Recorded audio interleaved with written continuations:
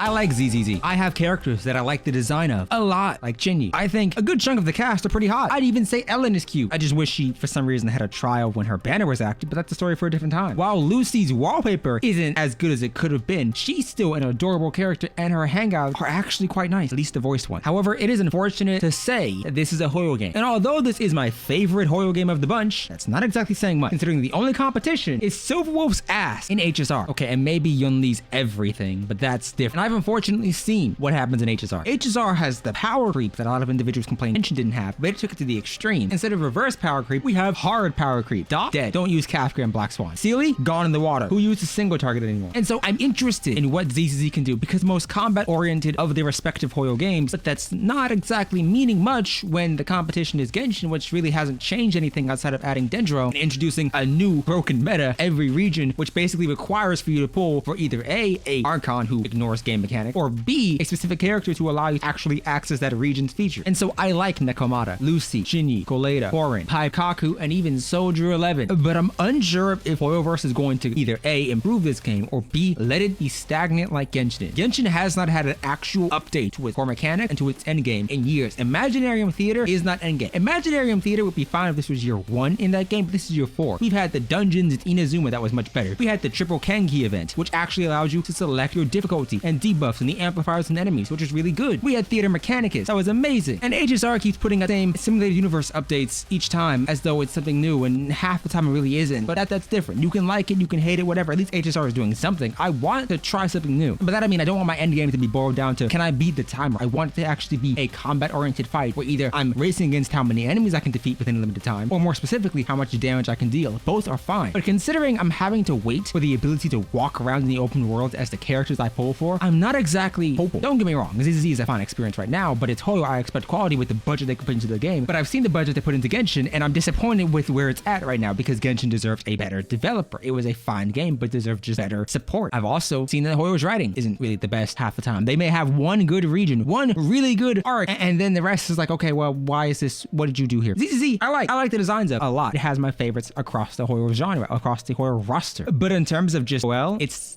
getting to where it should have been at launch. I don't understand a game not allowing you to roam with the character you pulled for. I don't understand the combat-focused game not having combat-oriented events and not featuring the characters that are on banner in any combat-oriented content, Ellen, and so on. Hollow Zero seems fun, but it's basically simulated universe. And until they added Blitz mode, it was worse than SU, because at least SU now has Divergent Universe. So it feels like you would have learned from that focus, because people were like either A, running through SU, but B, they enjoyed it when it was hard, when we couldn't clear the content back then. Now that we can, it's like, okay, well, we don't need this loop around. And Hollow Zero was basically the exact same thing, except the TV mechanics were very poor, which, don't get me wrong, I understand TV mechanics can be hit or miss, but like, let's be honest here, if every beta tester complained about TV mechanics, I don't understand why you wouldn't just have it optional in the first place. I hate the TV, but if you like the TV, cool, just have the TV be optional. That way people who like it can still do it and you can still develop it. People who don't like it can skip it and get to the thing they enjoy, which is the combat. Don't have it told through TV. That just seems weird, but I digress. I want the end game and the continuation of the progression and combat in this game to be good. We have a lower level cap from 90 in Genshin to 80 in HSR to 60 here, and it's a level cap that subsequently locks you out of certain stats, certain core skill mechanics. If we look at Koleda, I have to get her to 55 to unlock E and 60 to unlock F. So instead of it being a situation to where you can max level somebody because you enjoy them, instead you have to, otherwise you're missing out on some performance. And depending on the character, that could be pretty good. But again, that's me. I think that every HoYo game basically boils down to the exact same thing. Your grind is either A, leveling up a character, or B, leveling up artifacts, and that's really it. And it's supposed to min-max, but they don't necessarily make min-maxing fun. And Genshin min-maxing was pretty pointless, because despite the, longevity in the vast roster of characters, you only needed 2 teams, and endgame never changed enough to warrant you breaking other teams. And HSR, your min-maxing isn't worth it, because the next character released either A, the next banner or next patch is going to be so much better than, and subsequently require you to have something entirely different, that why min-max someone like Sealy when she's dead in the water a month later? Same thing occurred with Jing Yuan, same thing occurred with Blade. And so I want the ability to continue to use my characters like Nekomata, Lucy, and Qingyi, the characters I legitimately like, but I don't necessarily know which one I'm hoping more for. Am I hoping for the development that HSR has had regarding the character's kit, or am I hoping for the situation where characters stay stagnant and the only thing that improves is the DPS of the brand new one? I want interesting endgame. I want something that actually requires or makes me feel good about investing into units for good respective artifacts and disc drive. Nikke has Solar. Aether Gazer has a variety of content oriented around events. Blue Archive has Total Assault and subsequently Grand Assault. Groundus 2 has Fiend/Last Night. PGR has the entire game. And so I want to develop something new. I like it, don't get me wrong, but liking the game isn't the same thing as wanting to continue continue playing. I feel like out of all the games I play as of right now, this is the one I had the least drive to log into. And out of the horror games, it's still the one I log into the most, which isn't exactly saying much. I love the designs. Lucy, from thigh to crop top, is amazing. Same thing with Qingyi, but the designs aren't enough to make me play the game. What about you? Who do you simp for? I'm building Piper because she's hot, but I legitimately want to know, who are you building? Who are you aiming for in the future? I'm waiting for someone. I don't know who though. I might be waiting on for a rerun because yes, these cinema arts are very cute. And I am one off from C6 Lucy, but I'm on guarantee, and Bernice is here, and I'm 20 points away from pity, so I'm not pulling, but my God. Either way, I'll see you all next time. Goodbye.